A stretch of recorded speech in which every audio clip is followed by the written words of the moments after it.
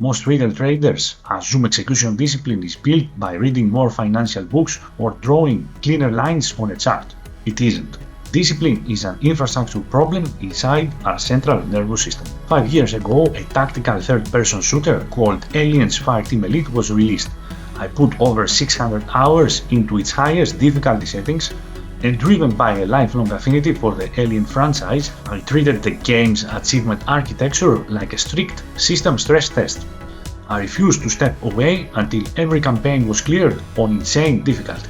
With a sequel scheduled for release in a couple of months, it is the optimal time to break down an unexpected sovereign benefit: how this game became a high-value training arena for my brain, systematically rewiring my neural pathways and fixing several critical flaws in my market execution. When I filter human behavior through that framework, I realize that my brain, running a volatile trading session, utilizes the exact same neural pathways as navigating a high-stress tactical game. Aliens Fireteam Elite operates on a different architecture entirely. To understand the transfer of skills, you have to understand the systemic constraints of playing on insane difficulty. This isn't a casual dopamine spamming first-person shooter game where your goal is to constantly run and gun enemies. The system implements a strict 3-player team, and on extreme and insane difficulties it introduces mandatory friendly fire. If you start spreading bullets to the incoming alien swarms and you dump a burst into a teammate, half their health is instantly deleted, and as health packs are scarce, your statistical edge in the entire 30-minute deployment is instantly destroyed. The environment demands absolute precision, calculated resource management, and emotional lockdown. During my 600 hours, we systematically banned and filtered out players who tried to speedrun the maps or play like egocentric machine gunners. The system has zero tolerance for chaotic behavior. If you operate as an intraday trader or scalp volatile contracts like NQ, this architecture should sound identical. The market is also an insane difficulty environment. A single unforced error due to lack of impulse control will damage your daily allowed drawdown just as fast as a friendly fire burst wipes the health of the tactical team. Now, mastering this environment rewired my biological hardware across 3 specific trading areas. First one, dopamine optimization. Back then, my primary vulnerability in trading was treating price action as a subconscious dopamine-seeking activity. In fast-paced FPS games, for example, like Doom, your brain receives a continuous rapid reward loop for every enemy eliminated. When I translated that expectation to trading, I was subconsciously hunting for a constant dopamine hit on every single tick, expecting every individual trade to validate my emotional state. Aliens Fireteam Elite broke this loop. A single mission requires a minimum of 30 minutes of intense, flawless execution. If your team makes an error in the final room, you lose everything and reset to zero. This delayed gratification re-indexed my dopamine receptors. I stopped expecting an immediate neurological reward for a single shot or a single trade.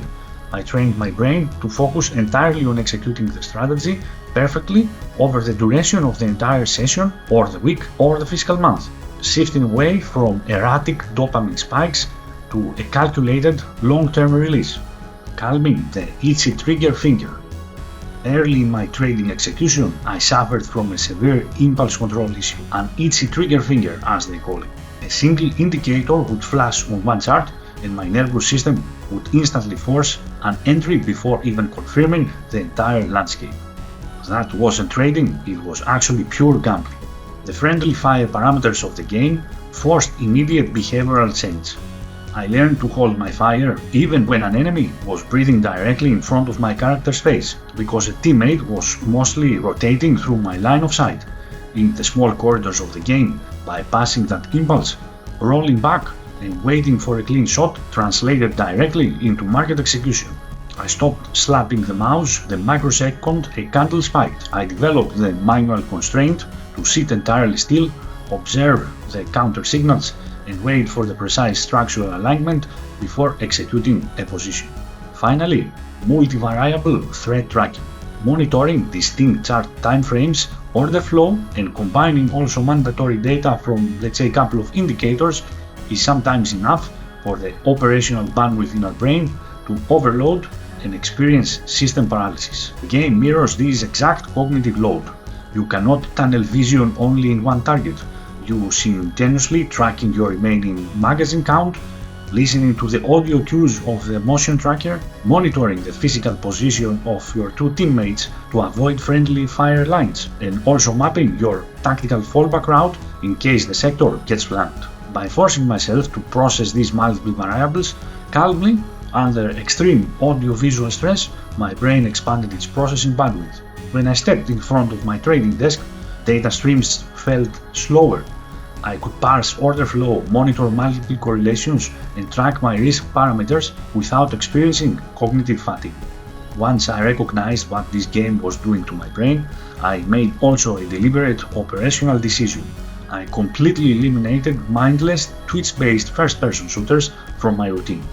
Those games condition the exact opposite behaviors, rewarding blind reflexes, encouraging oversaturation of inputs, and applying zero penalty for reckless execution. As a trader that wasn't training, it was active sabotage of my trading psychology. Neuroscience and experience both show that if you spend day and night conditioning your neural pathways to react with frantic and undisciplined panic, you will run the exact same script when you face a volatile market open the next morning. It does not matter where this conditioning is coming from.